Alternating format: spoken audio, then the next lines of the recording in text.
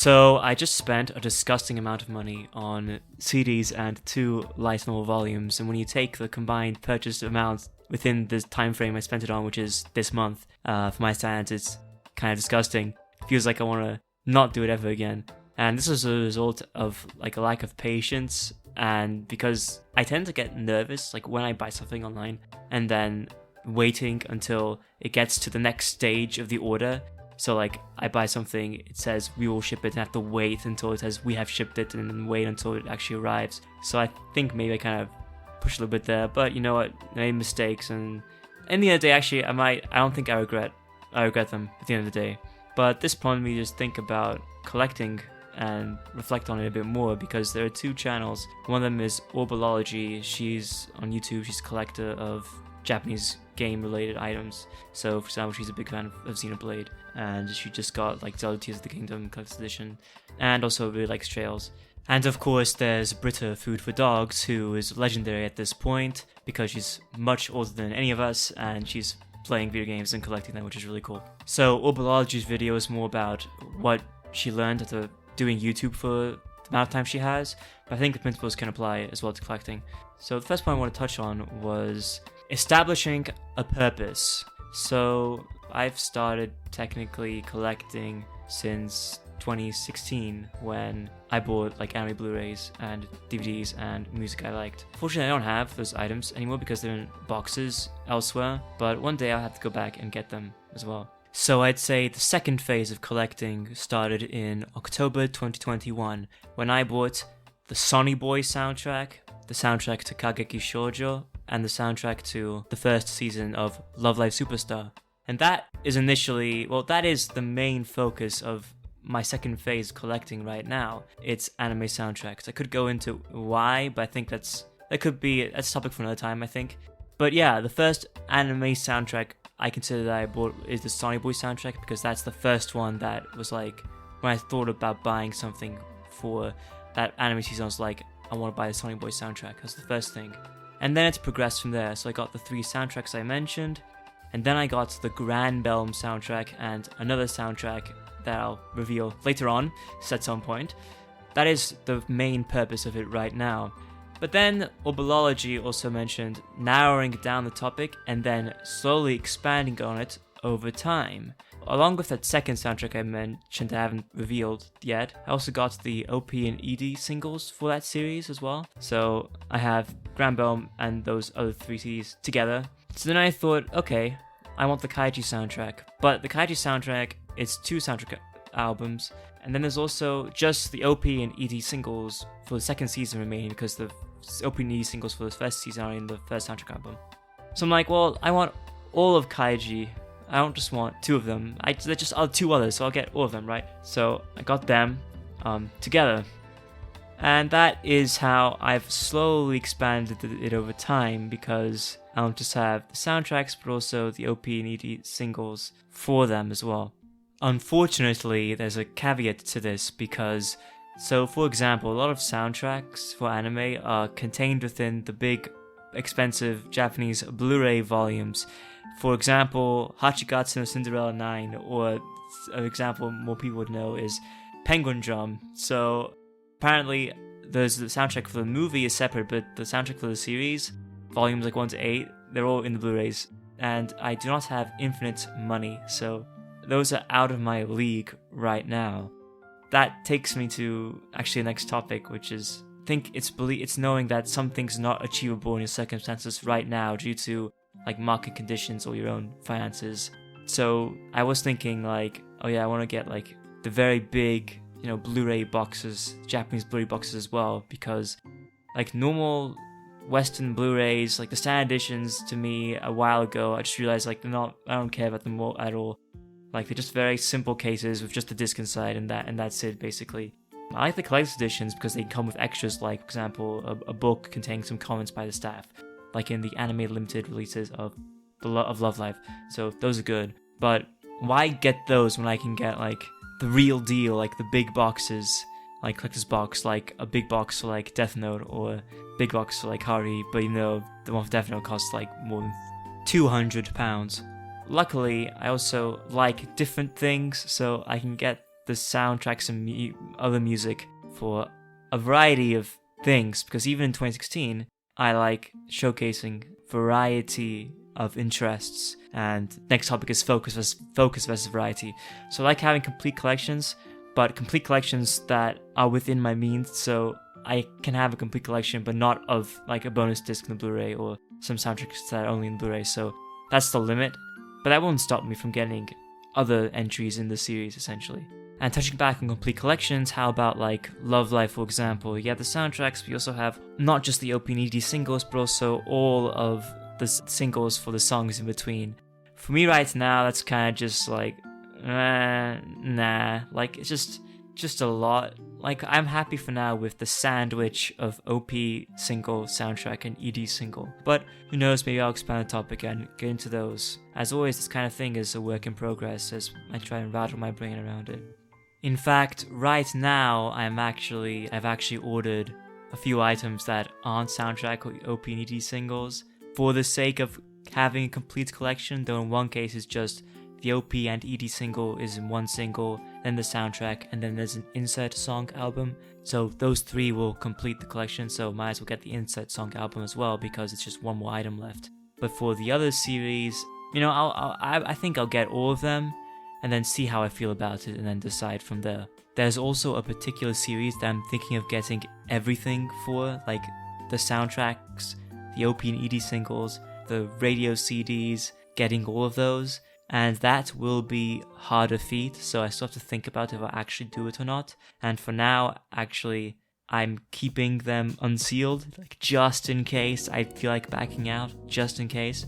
But if I get all of them, and some of them will have to like hunt down a little bit, it will be epic. It's not actually one of my favorite series, but I think it represents something I value, especially in art. I can also get video game soundtracks. So again, right now it's anime related, but I think slowly I can add video game stuff. I already got in 2018 when I went to Japan, I already got the Dragon Quest VIII Symphonic Suite and the soundtrack to Gravity Rush 2. So those are already in here, but not with me right now, as I've mentioned before. So slowly I can think about that as well to expand the topic, but keep it to soundtracks. I don't think I need like collector's editions. I don't need to go into gaming collecting. Maybe I can get the collector's edition for Dragon Quest 12. Maybe. Who knows? But as we should all be reminded of, you will never have everything you want. And this principle is one of the most important things stated on the buyfword.4chan.moe website. Because I don't have infinite money, and they're timed things like pre-order bonuses and external bonuses from certain shops that have a limited time available that I've missed. And that leads into fear of missing out. So I think a reason that I have bought the frequency I have is because of these pre-order bonuses, and bonuses from where I shop from is CD Japan. But I've realized I don't need those bonuses to be happy, because the other stuff I bought, like the Love Life Sunshine soundtracks that came out years ago, they didn't come with those bonuses, but I'm perfectly happy with them being there. So that also helped me reduce purchase frequency and think more about what I want to get, because I don't need those bonuses. And like the stuff that's been out of print that I might want, they've already been out of print. I can't go back in time, so that's it. What else can I do? Hunt them down, which is very fun. Hunting down things and researching is quite a fun thing to do.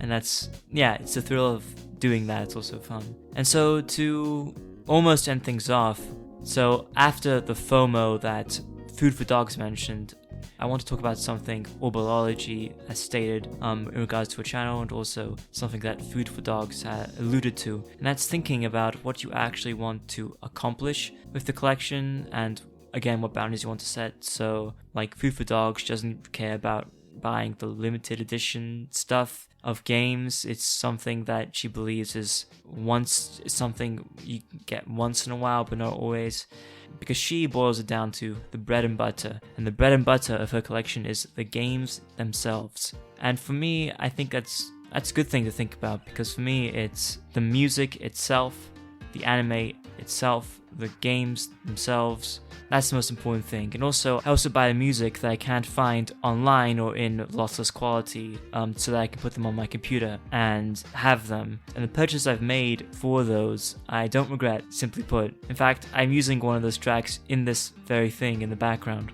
But Orbalology also stated that her collection to her is a personal museum. And I wanted also, I think that's also a good idea. It's sort of like a personal museum of things I feel are worthy of putting there, which is things that are meaningful to me in some way, shape, or form. And I think what's there reflects that, and that's a good thing. So I've done all this thinking and talking, but so what? What will I actually do now in light of all this newfound knowledge? Well, I'll develop a new tactic that I will employ. For now, I will do this. Every 6 months, let's say every February and every August, I will look back on the first and second half of the previous year. And the reason it's not January and July is that I have time in January and in July to essentially catch up on the previous year of stuff that may have come out recently. But this retrospective is not simply on things that came in the past year, but also things I have experienced or me thinking more about what I want over the past year. So I'll do like every 6 months a sort of review of what I want to buy based on the previous 6 months. Do that and just, not think about these pre-order bonuses and everything, and just get, what I really want, what I've thought more about getting, what represents things I've enjoyed over that time period, so that I can focus on building that personal museum, because it's easy to get carried away with new things that are coming out and thinking, oh yeah, I need to buy it because I need to get the pre-order bonus and I'm loving it right now. But maybe it'd be more wise financially, and also just to reduce like waiting time between ordering something and shipping it. So I know when I buy order these things, I know they'll all be in stock, so they'll be shipped soon. And in terms of what I will buy, so one reason I've purchased a few things is because I didn't find them online in good quality. I still actually want to do that because I really like doing that. I really like finding things that others haven't found, and I could talk about that feeling at another time as well, because that extends to not just collecting. I can do a bit of that, but I don't want that to be the primary motivation behind purchases, because otherwise it will take away from me showcasing the music or anime or video game soundtracks that I just really like in general. So do like a little bit of that, but not a lot of it. And I believe it might also encourage me to play and watch more, so that I can collect experiences and showcase them in some physical form. That'll also be sort of what I'm thinking about right now. Now, is collecting materialistic? Of course it is, but I am also getting the music from them and preserving them, so that is one thing that's not exactly materialistic about it. But in general, of course, all this collecting stuff, it's materialistic. You don't need all of it to be happy, but you do need plushies to hug, and I have them, so that's good. Finally, last take I'm doing this concluding statement in. This is a hobby. Hobbies are fun, and I'm not overstepping my means by participating in it as I am now. If I went on to buy all the collector's Blu-ray boxes from Japan and all the figures, personally I'm not into figures. I prefer plushies. Yeah, it'd be going too far, but I'll make progress in my life and I'll be able to scale it up and all that jazz. Thank you for listening. Stay based.